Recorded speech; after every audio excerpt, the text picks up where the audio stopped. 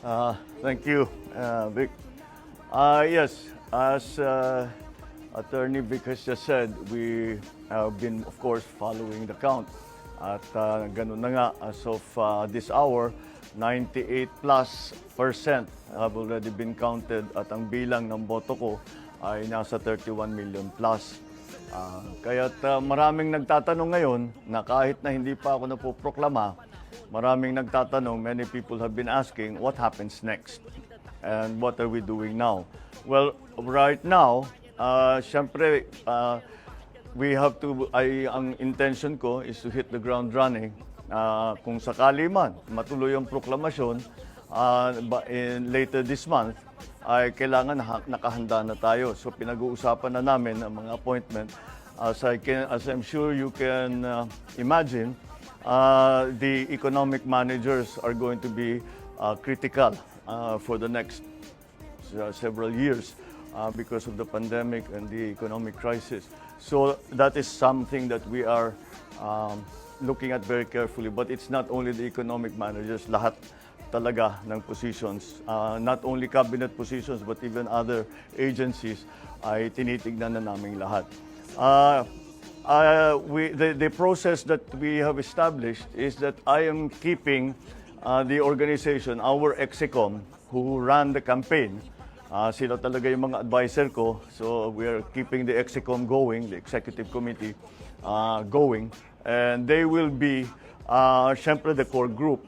But ang thinking ko is that each department, we have to talk to the specialists in that discipline or in that sector.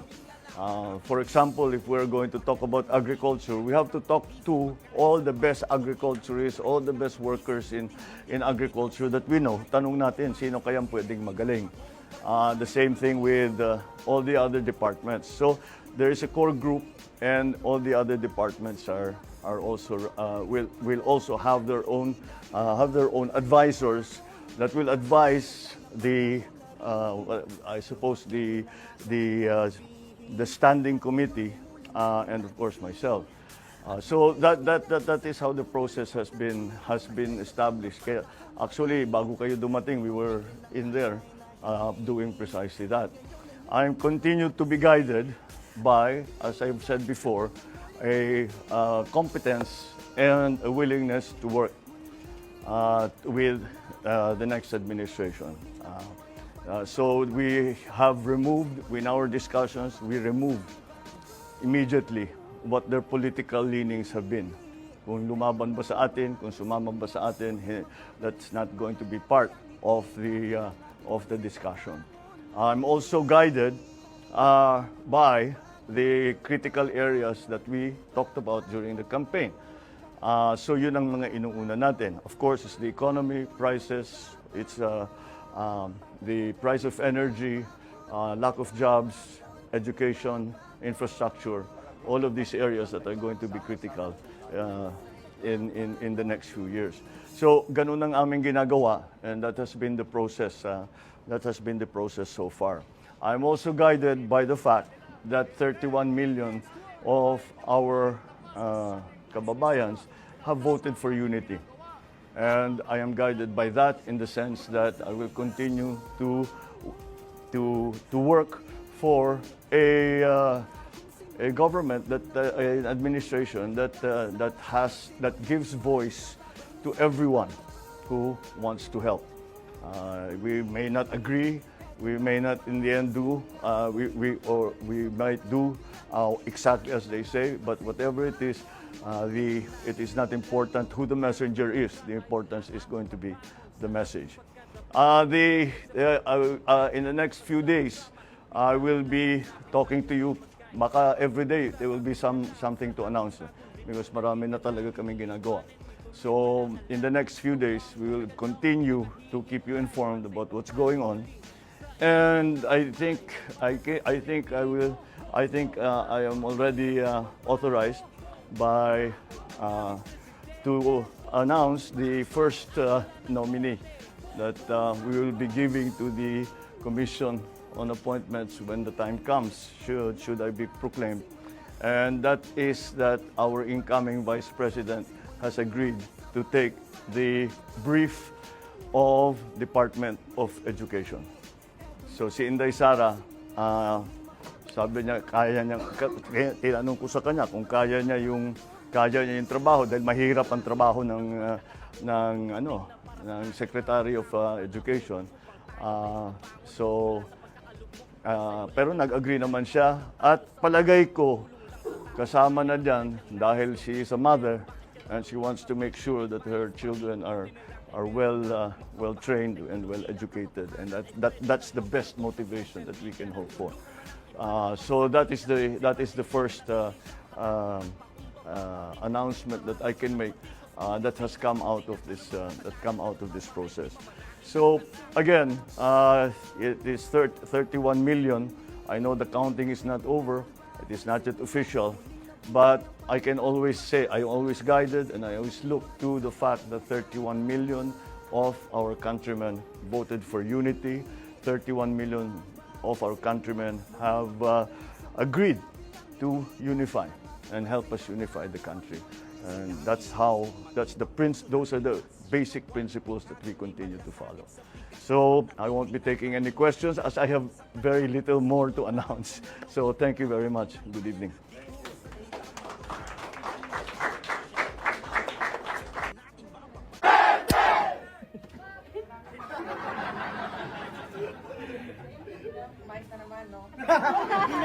Hinay lang dyan lang, ma'am. Okay. Maraming salamat. Unang-una, pagpapasalamat ko sa inyong lahat sa pagtanggap ninyo, pagpaunlak ninyo sa invitation namin na magsama-sama tayo ngayong gabi para po personal namin na mapaabot sa inyong lahat ang pagpapasalamat. You know, a leader is only good as the best of his or her team. So, kung magaling ang team, magiging successful talaga ang isang leader. And you are that for me. Maraming salamat sa inyo. Kanina sinasabi ng mga tao, or sinasabi ni Kong Martin sa akin, sabi niya, wow, 31 million votes, that is you. Sabi ko, hindi. Sabi ko, 31 million votes is ginawa ninyong lahat. Ako lang yung kandidato.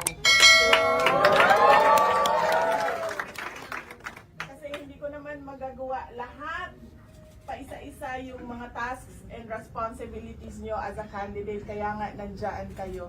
And because of that collective effort nating lahat, nakita natin na mayroong success yung ating kandidatura. And nagpapasalamat ako sa inyo. Unang-una sa pagtanggap at pagrespeto ninyo sa desisyon ko na tumakbo as Vice President. And your all-out support nung nakita ninyo na I was already a candidate for Vice President. Nagpapasalamat ako kay Ma'am Pei at kay Sir Lai, for taking on the challenge of being candidate first for Lakas CMD. So nandito ang aking Lakas CMD family, nandito ang HNP family, nandito ang IPM, and some of my City Mayor's Office na mga personnel who resigned from their work in City Hall para sumali sa kampanya natin. At I will always be truly grateful sa lahat ng pagod at hirap at pagtitiis ninyo sa inyong trabaho para lang umabot tayo to where we are today, tonight. Papasalamat ako sa inyo. At ang measure ng tiwala ko sa inyong lahat is sabi nga nila, di ba, walang matutulog dahil ang natutulog ay nadadaya. Yun lang sabi nila. So walang matutulog. But I was so confident sa inyong lahat, natulog ako kagabi.